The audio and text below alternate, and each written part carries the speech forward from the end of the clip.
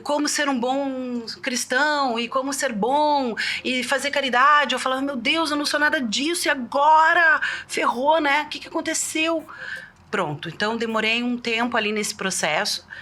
Acontecem diferentes dentro das experiências e o que fez eu controlar um pouco esse emocional, só para contribuir, porque eu acho que a gente tem que falar isso, eu acredito que tem que falar, é que quando eu entendi que a gente tem um corpo, até então na minha vida, por conta da religião, eu acreditava que era um corpo físico, um mental e um espiritual, né? E eu mesmo assim não sabia separar o espiritual do que é alma, o que é alma, o que é espiritual, o que é mente, o que não é, o que é físico. Gera essa confusão. A gente foi levado ao mundo, a um mundo masculinizado, né? E pra gente conquistar alguma independência, alguma dignidade.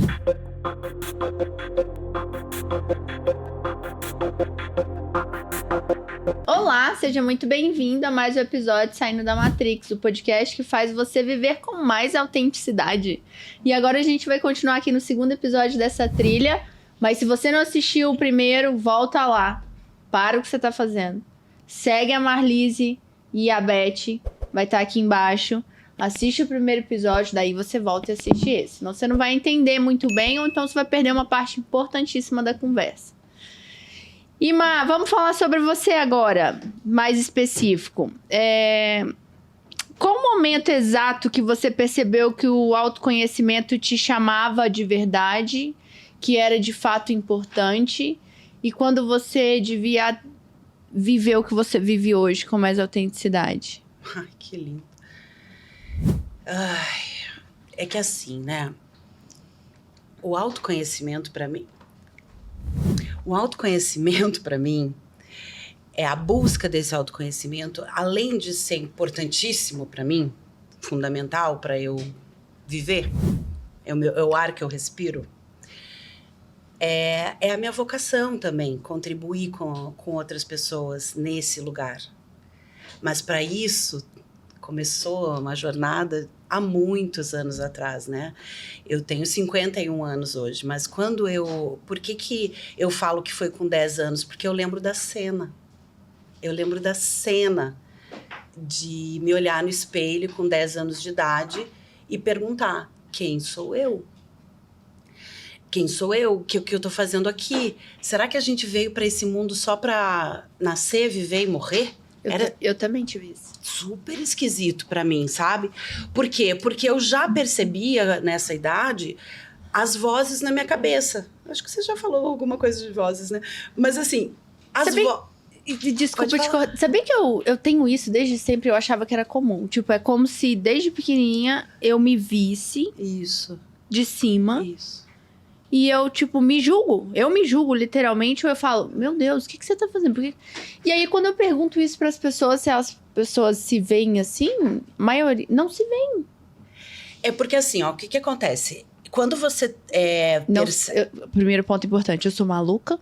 Não é maluca. Então nós também somos. É, tudo louco. Então. Ou se não, tá tudo certo aqui, né, nesse momento. Tá tudo bem. Tá tudo em casa. Você tá na mão e pau. Tá na vibe. Mas a questão Como é que é vida? Confia e vai. Confia e vai. Eu vou ter que fazer uma tatuagem lá. Elas têm uma iguaizinhas. Vida, confia, mamãe.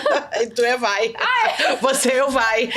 Você bota a galera pra ir. Mas assim, ó, o que acontece? Então, essa percepção isso que a gente chama de consciência, na verdade. Quando você tem uma percepção distanciada do que você está pensando, do que você está sentindo. Então, aos 10 anos, quando eu fiz essa pergunta, é porque eu já percebia que, para além daquela imagem, daquele corpo, tinham vozes dentro de mim, e que eram os meus pensamentos. Claro, gente, isso daí eu tô falando, foi um insight daquela época que daí me gerou um desejo enorme de entender a vida, de entender o que eu estava fazendo aqui. E isso é um trabalho constante, árduo, para pessoas que realmente tenham uma coragem, né, Beth? De realmente de se olhar e começar a observar.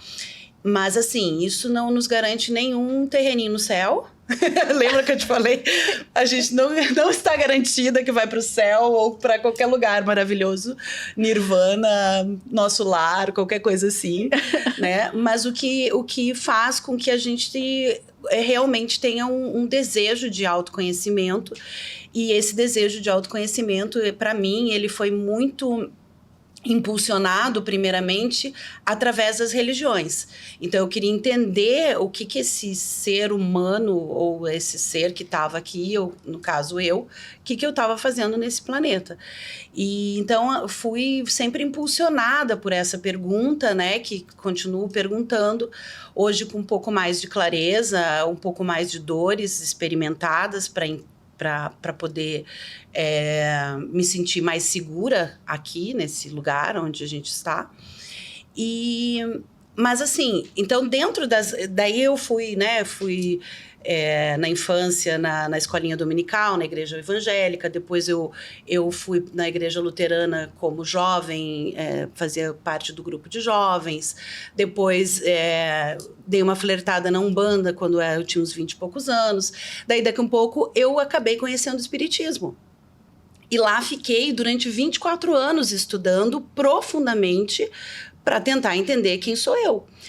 E no Livro dos Espíritos, pergunta assim, como é que você vai ter uma vida um pouco, vamos dizer, como que você vai ter uma vida melhor estando vivo aqui nesse planeta, né, no aqui e agora, nessa vida?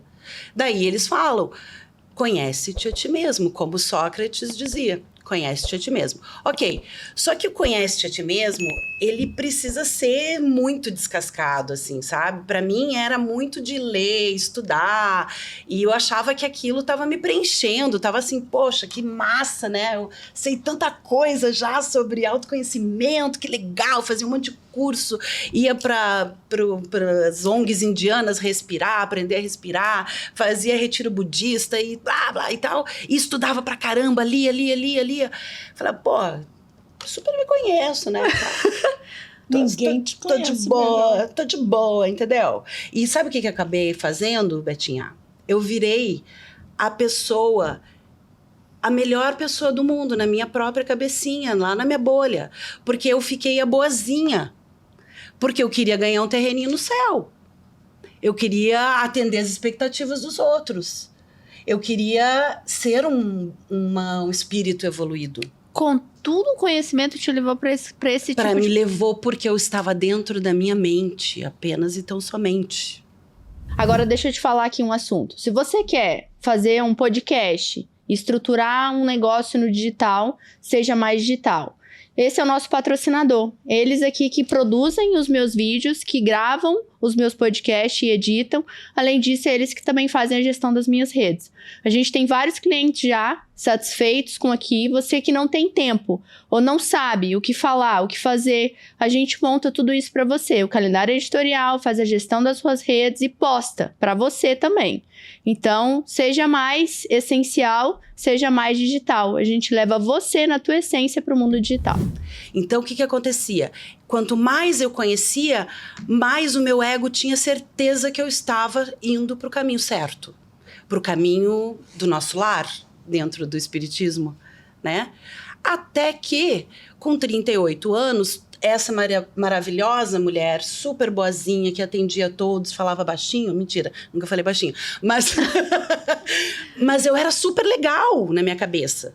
E eu perguntava, às vezes eu tava assim, poxa, mas eu faço tudo tão certo, como é que a vida às vezes vem, me dá uma rasteira, me faz sofrer? Eu tenho muita angústia, eu tinha muita angústia, sabe? E como assim? Eu tô sempre ajudando as pessoas, tava sempre lá nas ONGs, fazendo caridade, voluntariado. A minha vida era pro voluntariado, muito voluntariado. E eu falava assim, poxa, mas ainda assim eu não me sinto bem, né? Não tô legal. Tem alguma coisa que... E daí que a gente fala que a crise da meia-idade, ela chega com eventos internos e externos também, né? Eu já tinha... Tipo, eu tava com 38 anos, tinha uma família super legal, meus filhos, tudo que eu queria sabe? Tava no meu trabalho, já tinha formado a minha empresa de treinamentos, já estava dentro do lugar onde fazia sentido para mim. Bem financeiramente. Super tranquila, sabe? E só que daí o que acontece?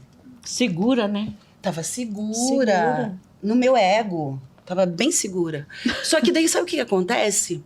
Que eu sempre falo, existe uma força inconsciente, que a gente chama de complexo dentro da teoria junguiana, que é muito, muito mais poderosa do que nós. Então, eu tava lá, sei lá, já tava na empresa trabalhando, sei lá, uns 4 anos mais ou menos, e engolindo sapo e sendo super simpática. Né? Todo mundo, Marilisa é super legal e tal. De repente, guria, uma situação me tirou tanto do sério, ou já tinha chegado no meu limite, porque as boazinhas, é isso que eu sempre falo, assim, quando a gente está trabalhando terapeuticamente com as mulheres.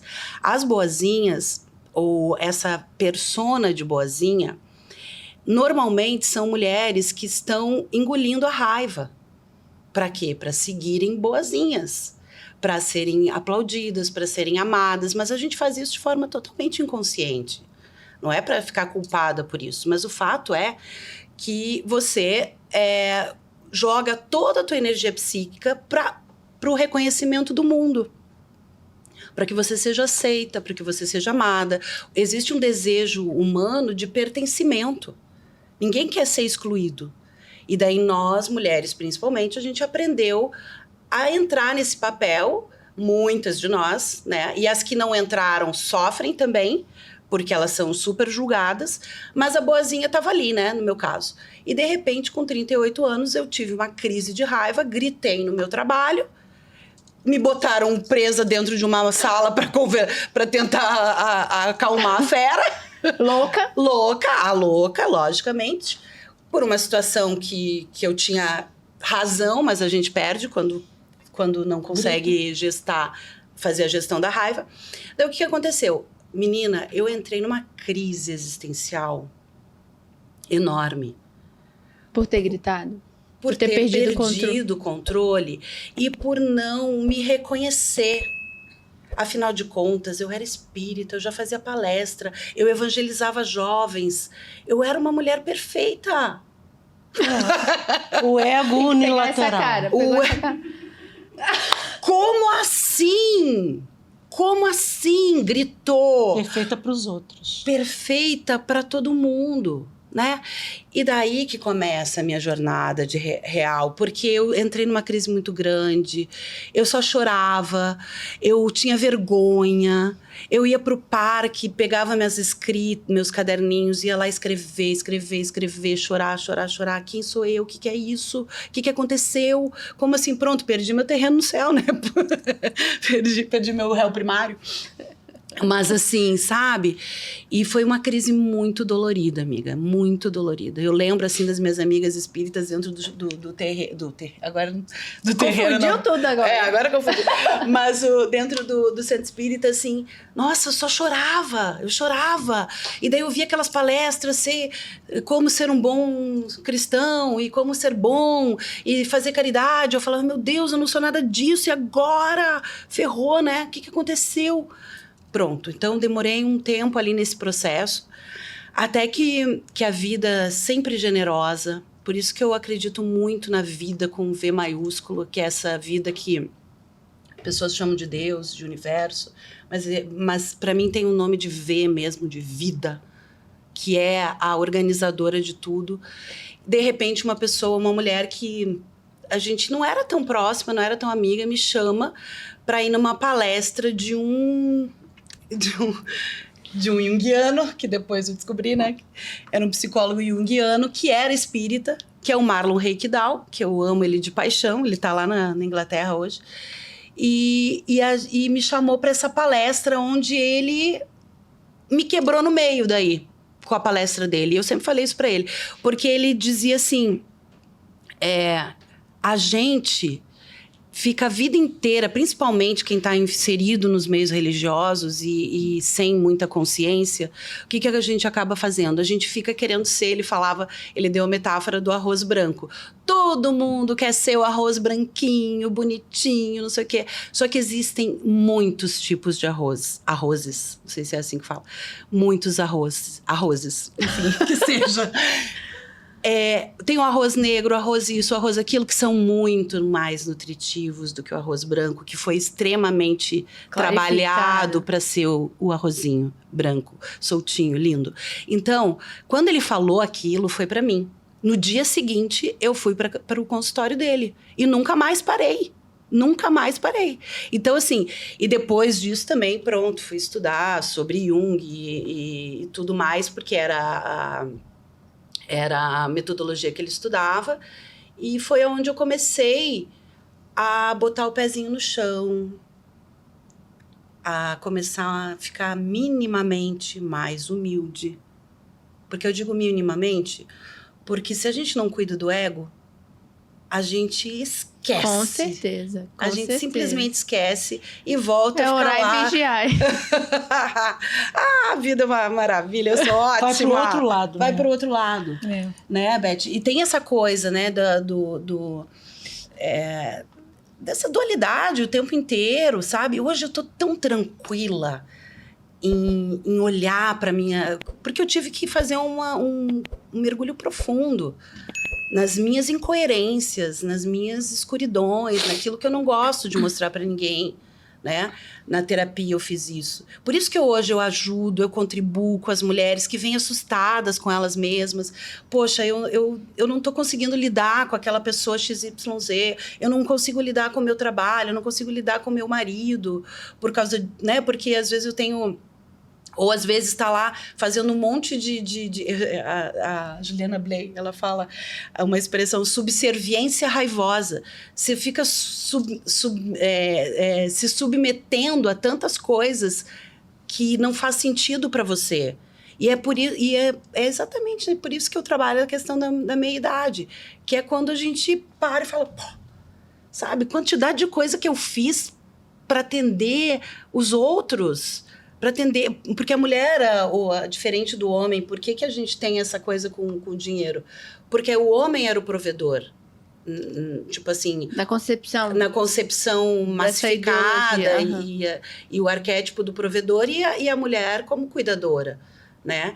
Então, assim, como é que você organiza tudo isso dentro de você para que você fique confortável. E daí o que acontece? Dentro dos casamentos eu vejo muitas mulheres ganharem muito dinheiro e quando chegam dentro do casamento, ainda assim deixam essa parte para os seus homens, para os seus maridos.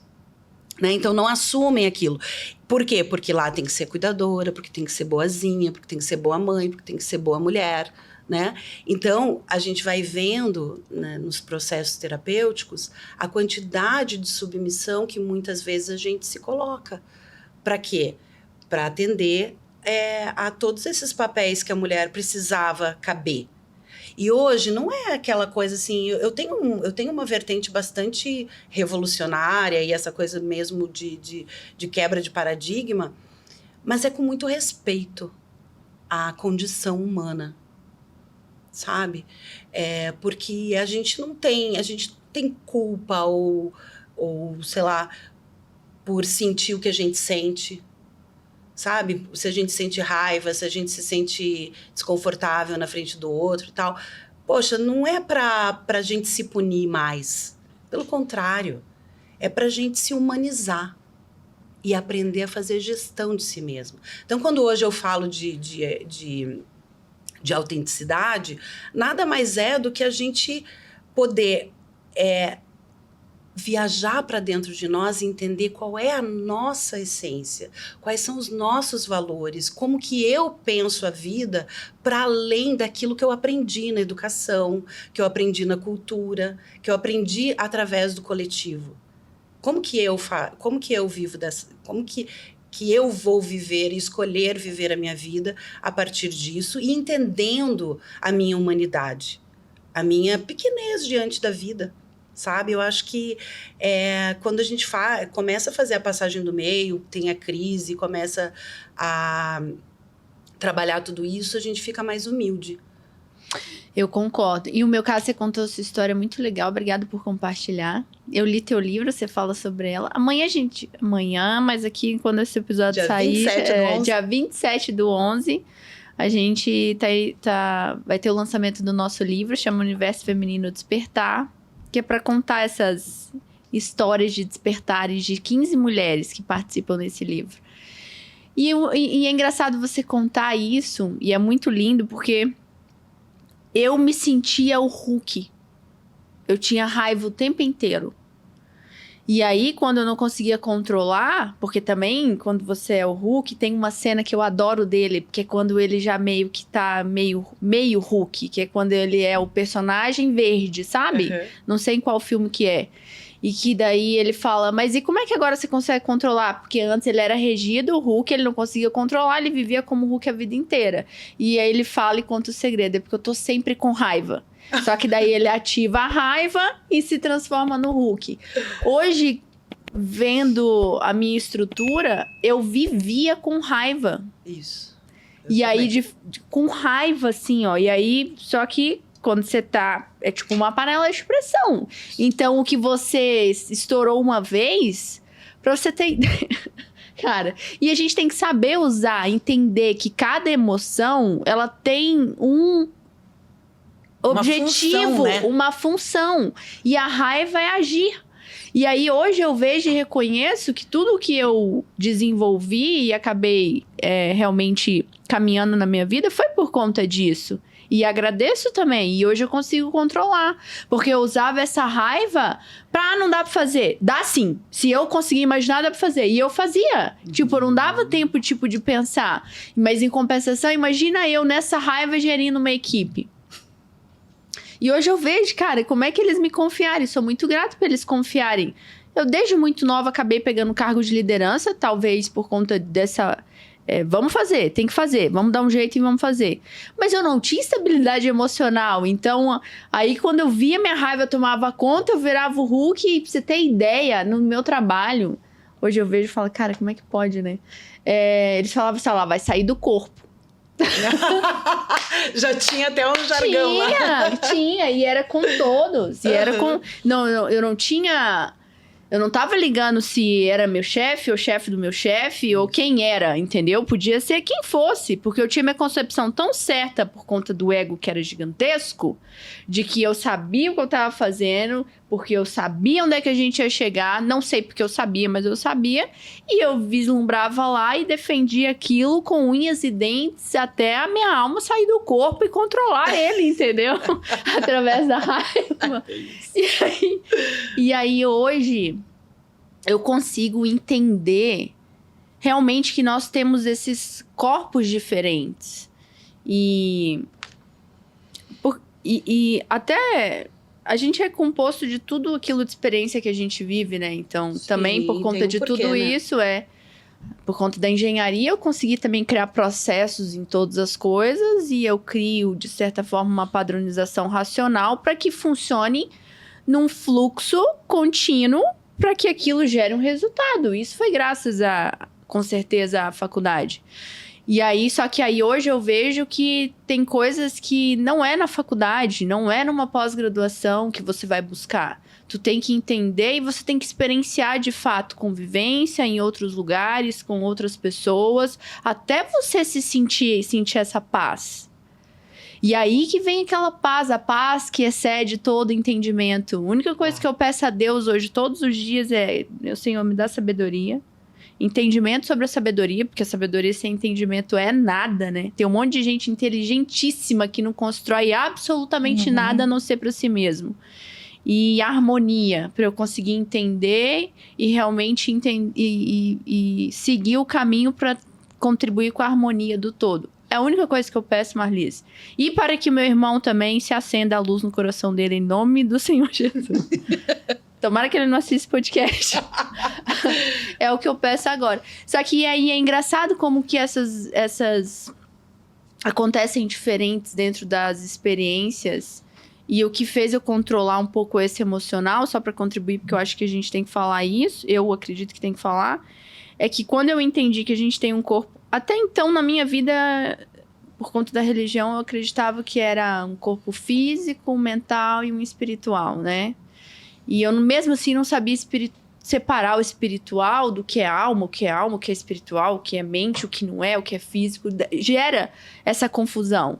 E quando eu entendi na concepção septenária da Helena Blavatsky, para mim, cara, fez todo sentido na minha cabeça, assim. Porque a gente tem... É como se a gente fosse realmente 3 zonas, vamos colocar assim. E na primeira zona é um quarteto e nós temos 4 corpos. O primeiro corpo é o físico, o etérico, é o da matéria. O segundo é o energético, que são corpos separados. É por isso que às vezes a gente se encontra com uma pessoa e essa pessoa é cheia de energia, tá dando um monte de risada e isso contagia. O terceiro corpo, ele é vinculado ao emocional. É um corpo emocional. Por isso que a gente às vezes não consegue controlar e vai lá e você grita, tem uma explosão, mesmo que tu tá com o físico controlado, a tua mente se perde no emocional, porque a mente ela é dual, numa mente inferior, né? O quarto passo tá a mente mental, o mental dos desejos. Isso compõe o quaternário da parte material, que é a personalidade, pela teoria da Helena Blavatsky. E aí tem a consciência, onde vem o psique, que é como se fosse essa terceira. A terceira mente, a mente que a gente fala, segundo ela faz parte um pouco... Depois a gente vai colocar o desenho aqui, que é uma composição entre a emoção, o mental e a primeira parte da tríade superior, que é uma pirâmide em cima, onde vem a mente superior, por isso é dual. E aí vem a intuição e depois vem a vontade, que é ligada à vontade divina. A parte da mente pega a mente superior com a mente inferior. Aqui no meio tem a psique e a consciência, que a gente tem que despertar para conseguir conectar essa trindade. Então, a parte divina. E quando eu entendi essas diferenças, por que eu falei isso? Que a gente precisa estar cada vez mais conectado, que realmente existe um espírito, existe almas. Então, quando a gente está perante uma outra pessoa, tu não tem ideia a história de vida da pessoa, o que ela passou, não só nessa, mas em milhares de tempos. Nosso tempo é completamente diferente do que o tempo real. E aí a gente tem que realmente entender que você está conhecendo uma alma e você tem que respeitar toda a vivência daquela alma e não entrar nesse véu de julgamento, porque a pessoa fala assim ou fala assado. E é perfeito quando você falou no episódio passado, Beth, que a gente vai construir na alma, porque é verdade. E a gente vai construir na alma e quando a gente encontra outra pessoa, tu tem que entender que ela está em construção e a gente também. Dentro dessa concepção septenária da Helena Blavatsky, imagina, a gente nem sabe sequer que existe 7. Fiquei sabendo esse ano. Olha que loucura. Fez total sentido pra mim. E aí fica muito mais fácil você separar. Quando você tá cansada fisicamente, para e descansa. Quando você tá com uma crise de raiva, ou de ansiedade, ou de medo, para e tenta entender por que aquela emoção tá vindo. A raiva é para te fazer você agir. O medo é para proteger, então é para você parar e refletir. A tristeza é um momento de reflexão total, é para você tomar melhores decisões. Senão você age na impulsividade da alegria a vida toda achando que a vida é só isso. Cada um tem uma função. Quando você entende verdadeiramente e busca esse conhecimento, e a partir do momento que você está escutando esse podcast, agora não dá para você falar que você não sabe. Porque uma vez que você ouve ou vê, não dá para desver ou desouvir, né? Sim. Então vá atrás. E o objetivo disso é isso. Pergunta, manda aqui, liga para Beth, liga para Marlise, vamos lá consultar com essas pessoas maravilhosas que tenham que contribuir. Entenda que existe almas aqui que realmente está tentando conduzir a nós mesmos em primeiro lugar e de certa forma contribuir para a harmonia do todo. É o que eu acredito, sabe? E eu sou muito grata de conhecer vocês e hoje cada vez mais e de estar alinhada aos propósitos e muito feliz. Eu acho que cada encontro, né, a gente se amplia.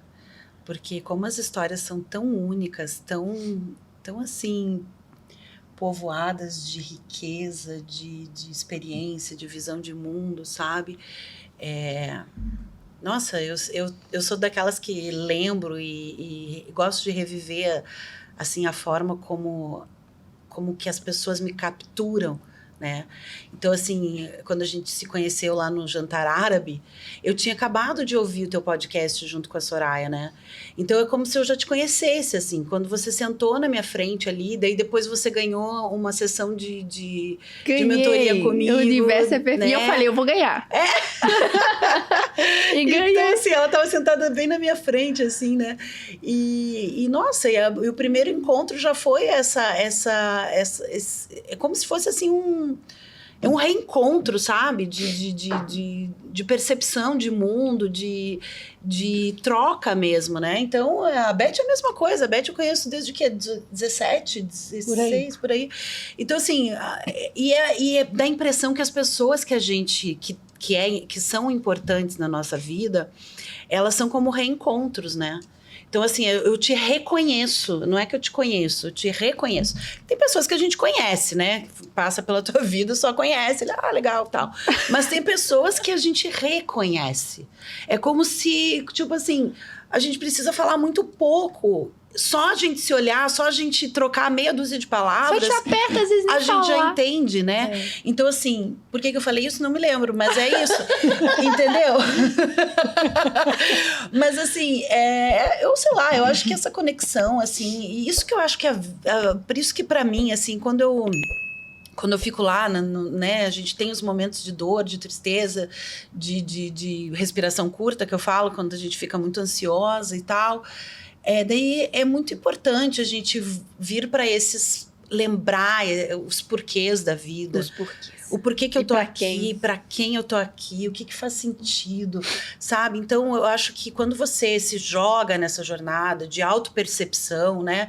Você vai desenvolvendo ferramentas de autocuidado também, né? Então, dentro da minha mentoria, que é a FEM, que é foco na escuta, E de expansão de consciência e M de movimento para ação, e também ela também é atrelada ao propósito do feminino em movimento, esse olhar para o feminino, esse feminino poderoso, sabe? Não é o feminino que nos ensinaram de mimimi, de cor-de-rosa, dessas coisas que tudo bem, né? Quem pensa assim, mas o feminino da sensibilidade como poder, sabe? Como força.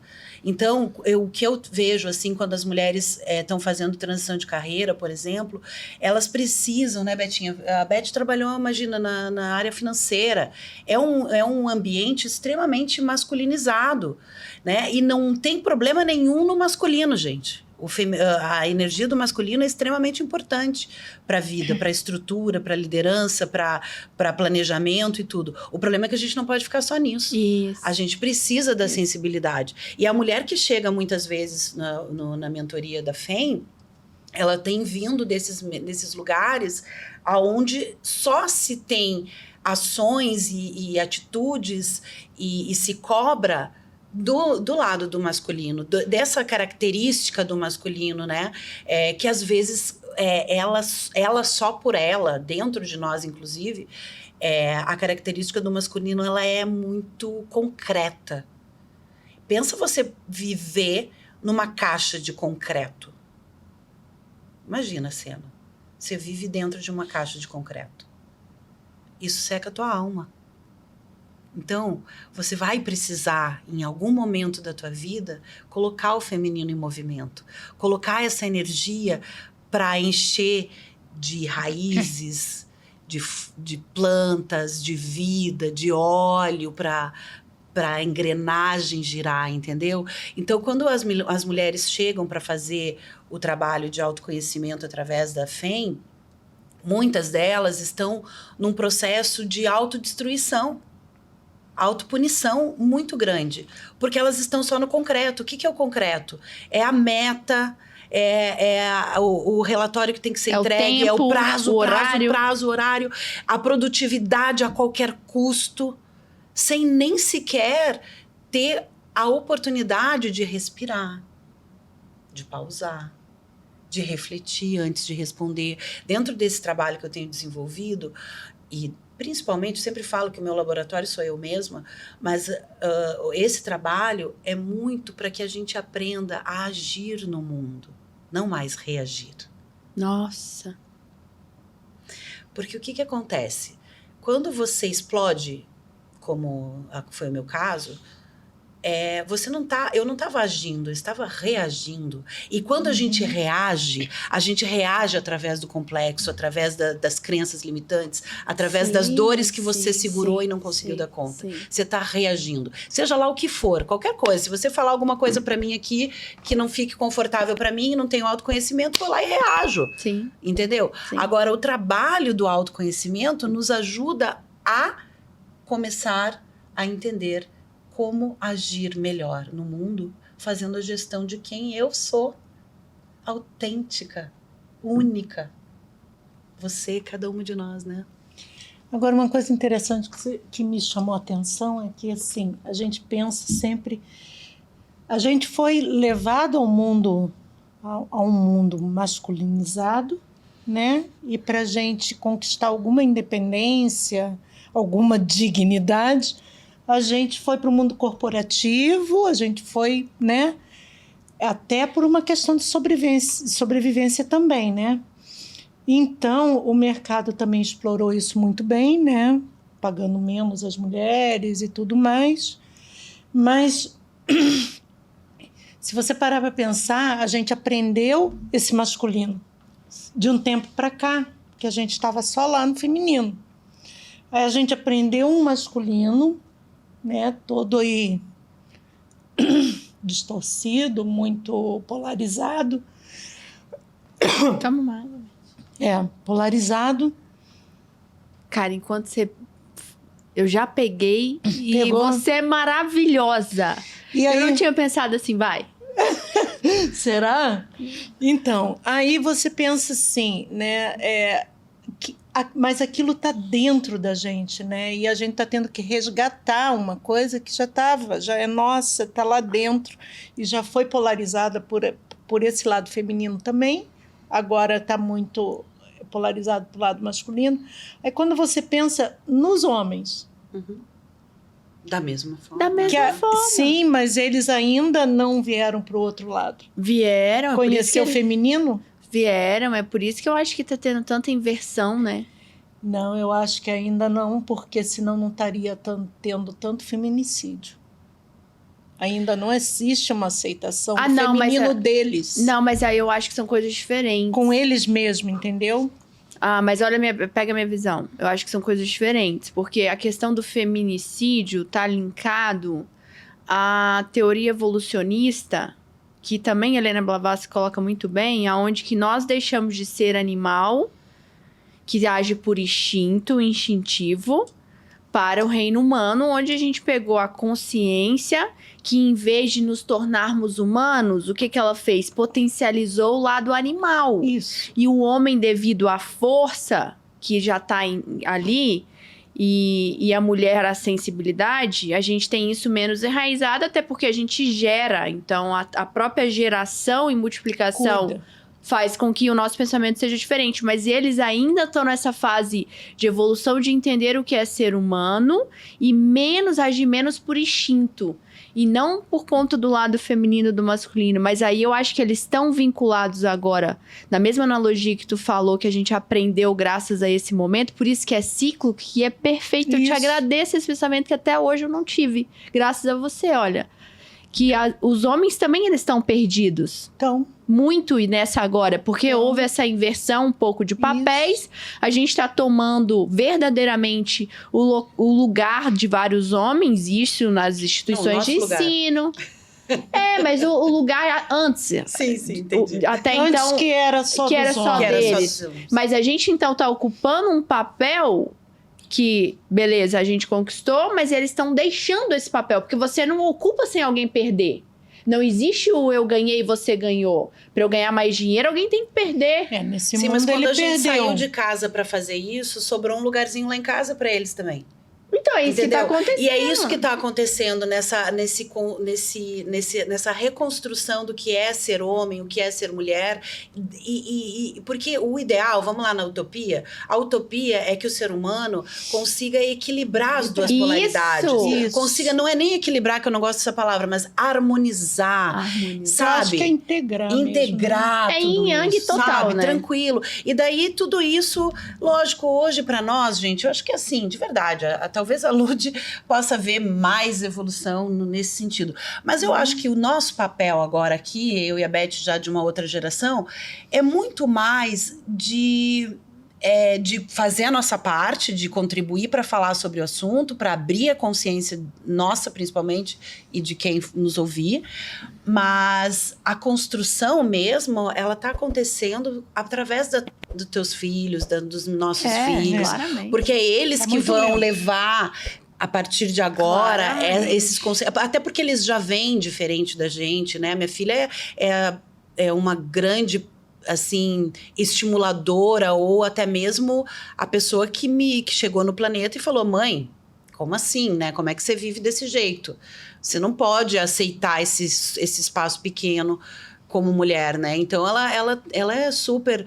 me ajudou nesse ponto, assim. Então, essas novas gerações, elas vão encontrar um jeito de aliar o cuidado e a questão do prover, sabe? Até porque o que existe, de fato, é o passado, né? A gente falou sobre várias pessoas, mas Sócrates só é Sócrates porque tá no passado. Se ele tivesse vivo, ele tava vivenciando isso daqui e talvez não teria a real concepção disso que a gente tá vivendo. É muito difícil a gente falar exatamente o que tá acontecendo vivenciando. A gente só vai saber quando passou, porque daí vai virar história. E a gente tá agora participando dela. E de uma mudança, literalmente, e é literal, de estação, de frequência, de sistema. E graças a Deus, né? Claro. Eu acho que assim, nós, principalmente, né, como eu falo, eu e a Beth, que a gente tá em outra geração, nós somos a gente tá adubando o terreno, tá jogando semente, sabe? Eu não tenho a pretensão de ver assim, tipo, né, talvez meus netos, enfim, mas o homem com a cabeça super feminina, a mulher já mais tudo equilibrado. Não, isso daí é trabalho, é de trabalho de gerações, isso entendeu? Coisa de alguns anos. Sim, Mas ó, na época do Egito, quem era na época do Egito, lembra? Todos esses mitos que existem de valquírias, é porque as mulheres tinham um papel muito importante, as deusas, elas tinham um papel muito importante na história. Que aí hoje a gente entende como se fosse mitos e coisas que não existiram, mas Cleópatra, que é a mais recente, dentre das rainhas mais potentes que já existiram, fora agora que faleceu a rainha, como é que ela chama? Elizabeth. Só tinha uma, né? Agora viva. Então, a gente já viveu essa fase. Tudo é cíclico. A gente tá, de novo, nos encontrando dentro da história. E é muito legal quando a gente vai buscando as histórias exatamente para entender. A verdade é que cada um tem um papel específico dentro da composição de um lar, dentro da composição da sociedade. O importante é todo mundo estar na mesma direção. E o problema é que hoje a gente tá lado esquerdo e lado direito. A competição. Cara... No lado da competição, quando tá todo mundo enxergando que isso integra, né? É integrar. É isso que a gente tem que fazer. E vamos ficar por essa hoje. Se você quer ver o próximo episódio e se esse conteúdo fez sentido pra você, conecte aí. Qual que é as redes da sua rede, Beth? Fala aí. Seu Instagram. Elizabeth.terapsi. E o seu? Meu é FEM, F-A-M, mentorias. @FEM mentorias. A gente vai colocar aqui embaixo também. Segue elas. Se esse conteúdo fez sentido pra você, curta o conteúdo, compartilha, mande pra quem de fato precisa escutar isso que a gente conversou. Sem contar que é um episódio bem curtinho, pra você assistir aí indo trabalhar ou voltando, e é pra você relaxar. Lavando a louça. Dá risada.